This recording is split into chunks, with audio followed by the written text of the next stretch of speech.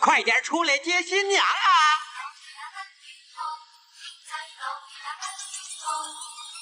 明月透光，阴风吹柳巷，是女为的哀乐。谁人愿爱凄厉鬼新娘？陪伴女鬼，深宵托大月光。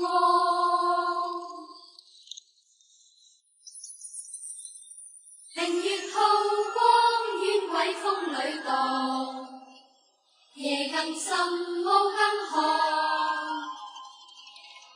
游魂踏遍幽静路上，寻觅替身，阴风吹冷月光。现在可以行大礼了。他的眼光，好似笑色发光。拜堂。睇見心慌慌。新郎新娘一起磕头。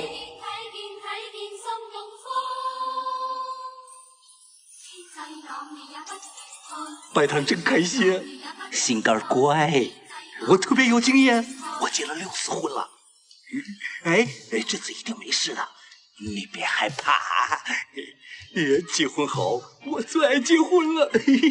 这是一部真正意义上走出国门的僵尸片，它不同于林正英僵尸先生的诙谐幽默，本片全程都是黑暗压抑的民俗气氛，并且颠覆了以往我们对僵尸的认知。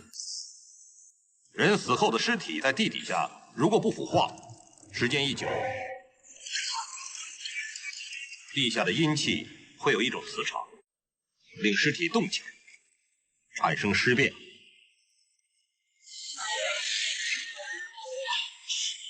这种变了的尸体就叫做僵尸，僵尸出了土会被磁场和热力吸引，而人的身体就是有热能和磁场的地方，所以它会攻击人。故事的起因是茅山天师得知天下大乱，妖魔横行，于是便带领徒弟下山消灭僵尸。他们在途径任家镇时，发现了一座被挖掘过的将军墓，天师亲自到墓穴下检查，结果发现尸体已经尸变。师父，尸体尸变！这只僵尸非比寻常，已经进化成了飞僵。只见他牢牢地吸附在天师身后，难以摆脱。众弟子见状，一起用捆尸索才将他们分开。飞僵不仅能凌空飞行，更是可以隔空吸取人的血气。刚刚一个照面，师兄弟们就损失惨重。现在唯一能克制他的，就是镇派之宝天师剑。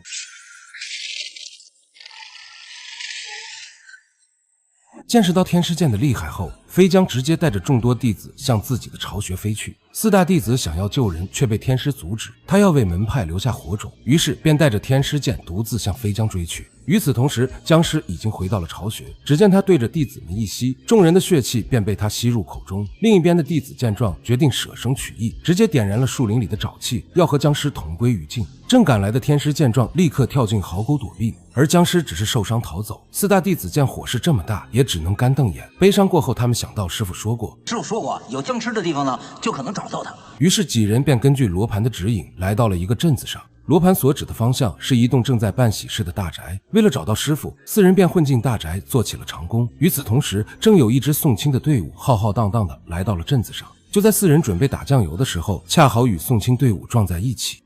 快点出来接新娘啊！就在新娘进门的那一刻，全镇的棺材铺老板全都聚在了一起。这个每次新娘一洞房啊，当晚就蹬腿，我看这一辈啊也躲不过去了。这家越打越矮，江家没钱，鬼也不嫁给他。每次都是这样啊！而这次一定又得死人，想敲他一笔呀，那得想辙。啥呀？每一次江家死人呢，从来不见他办丧事。咱们做死人买卖的，没赚过他钱，这尸体都哪儿去了？原来江家这几年死了几百口人，却不见有一人下葬，因此影响了镇上的棺材生意。他们笃定新娘活不过今晚，为了把棺材卖给江家，他们打算找人扮僵尸来诬告江家，从而找到江家人死了不下葬的秘密。他们不知道的是，一只真的僵尸已经来到了镇上，还把宋清队伍团灭。尾随在后准备去江家打劫的马匪不幸遇到了僵尸，只有一人不小心掉进水坑逃过一劫。之所以他会没事，是因为他身上的气场被水阻隔，僵尸无法感应气场，所以僵尸无法发现他的存在。次日江家果然出人命了，这次死的不是新娘，而是江少爷。珊珊见到尸体后大惊失色，边跑边呼救，恰好与赶过来的雷撞在一起。雷瞬间凡心大动，对珊珊一见钟情。另一边经过郎中的检查，江少爷是中了蛇毒而死。管家突然以自己失职为由离开了江家。风雨雷电四人见状就要讨要工钱，就在此时江老爷喊住了四人，他表示只要帮他抓住毒蛇，工钱1分少不了。已经被珊珊迷住的雷果断答应。另一边幸存的马匪回来报信，这套僵尸唐龙，你打他再狠呢，也是他妈在做戏。你穷的要把亲妹子嫁给那姓江的，这江湖上早就传遍了。原来这一切都是唐龙的计策。由于他欠下了高额赌债，所以就借着嫁妹妹的幌子，让手下假扮马匪去洗劫江家。结果偷鸡不成蚀把米，不仅妹妹嫁了人，自己的手下更是点背的遇到了僵尸。气急败坏的唐龙终于发飙，他再也不讲规矩，要用自己的拳头说话。只见他一口气就干掉了赌场老板和他带来的手下。晚上，棺材铺老板们真的请来一个人假扮僵尸，结果被巡夜的店发现。店的拳脚功夫已经得到了天师的真传，3招2式就把假扮僵尸的人制服。对方表示自己只是混口饭吃，就把棺材铺老板的计划和盘托出。店并没有为难他，将他放走。与此同时，棺材铺老板们聚在一起，等着江家闹僵尸的消息。令他们想不到的是，他们等来的居然是一具真僵尸。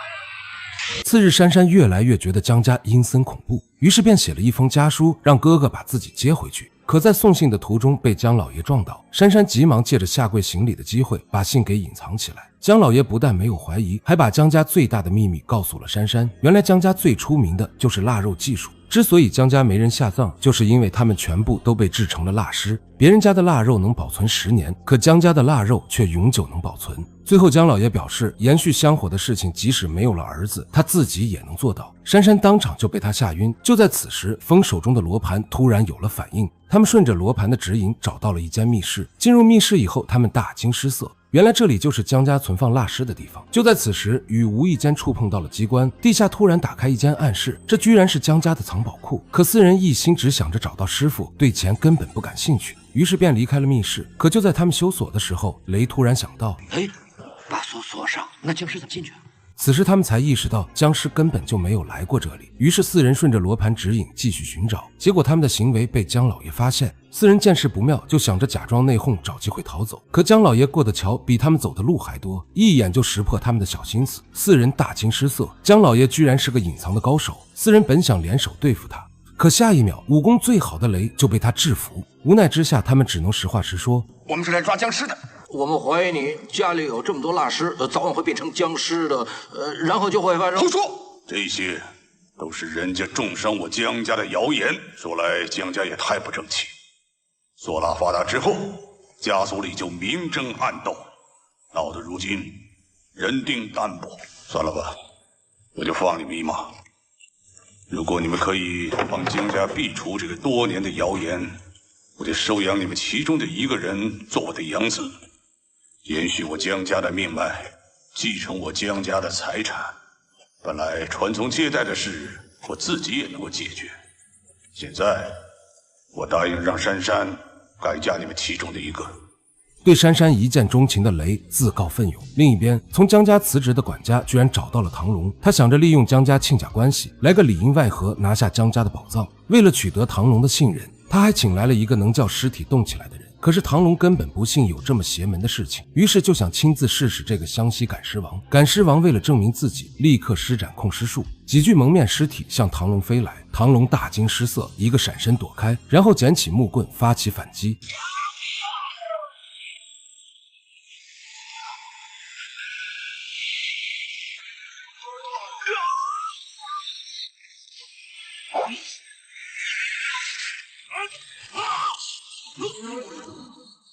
见到这么恐怖的一幕，唐龙也不得不信。随后他们就按照管家的计划进行。晚上，湘西赶尸王来到江家附近摆好法坛，便对着江家施展了控尸术。果然存在密室中的蜡尸纷纷动了起来。由于动静太大，惊动了风雨雷电，雨急忙掏出罗盘查看，真的有了反应。雷担心珊珊会出事，抢过罗盘就向珊珊的房间跑去。果然此时珊珊遇到了危险，江少爷的蜡尸居然找了过来，两人钻进床底躲避，结果掉进了江家的密室。眼看珊珊扭到了脚，雷只好背着她逃跑。可刚走出密室，江家的蜡尸就被湘西赶尸王召走。江老爷见此情景也是大惊失色。就在此时，真正的僵尸出现了。好厉害！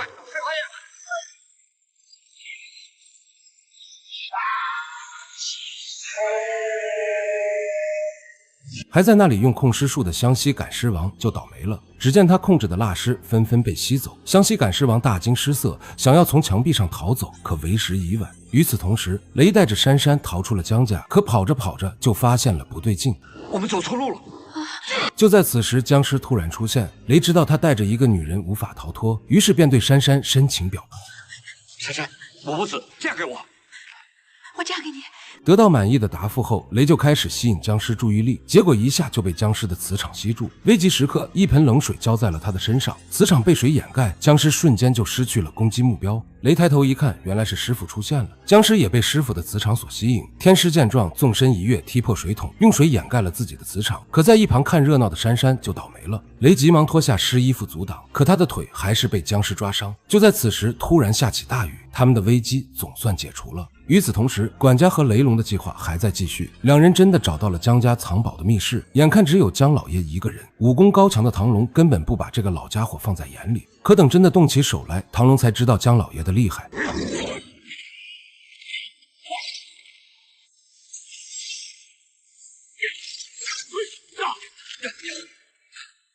管家想要渔翁得利，趁机拿走金子，结果被一条毒蛇咬伤，当场领了盒饭。就在唐龙和江老爷战斗到了白热化的时候，僵尸突然出现，江老爷知道大势已去，直接放弃了抵抗。次日一早，雷和师傅才发现珊珊中了尸毒。师傅提醒雷，中了尸毒他会变成僵尸不出7日可能会更快善后吧。就在雷要绝望的时候，师傅才说出解毒的方法，不过还能有办法。真的？用棺材木粉敷伤口，也许有得治。随后两人来棺材铺，在这里遇到了其余3个徒弟。原来全镇的棺材铺老板都中了尸毒，随后他们就把棺材木磨成粉来帮他们解毒。至于能解尸毒的为什么不是糯米，在这里片中也没有具体解释。经过雷的悉心照料，珊珊的尸毒总算治好。就在他们谈情说爱的时候，僵尸突然出现，雷急忙带着珊珊寻找师傅。僵尸没有和他们正面冲突，而是留下一块金子作为战书。天师立刻明白决战的地点正是江家宝库，果然他们一来就中了埋伏。原来江老爷和唐龙已经被僵尸控制，变成了半人半尸的怪物。天师不在，留守直接飞身跃起，一剑将唐龙一分为2。与此同时，4大弟子联手把江老爷钉在了祖宗牌位前。僵尸见计划失败，只能亲自出手。只见他吐出湿气向众人攻击，湿气所到之处，就连墙壁也被腐蚀。天师知道徒弟们不是对手，于是便手持天师剑冲上去和僵尸拼命。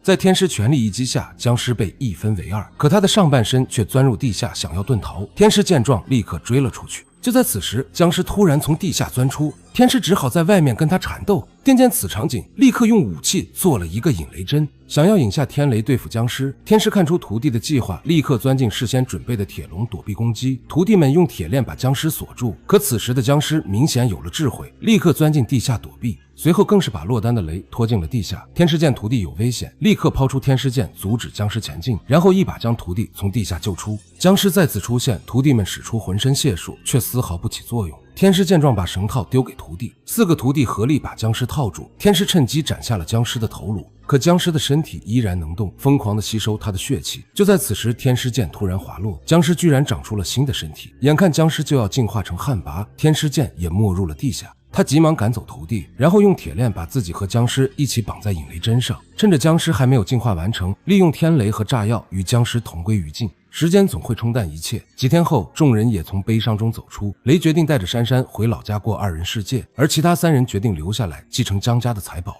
三人虽然表面上看起来是堕落了，可实际上却是在守着茅山最大的秘密。这个秘密很快就被做饭的厨娘发现。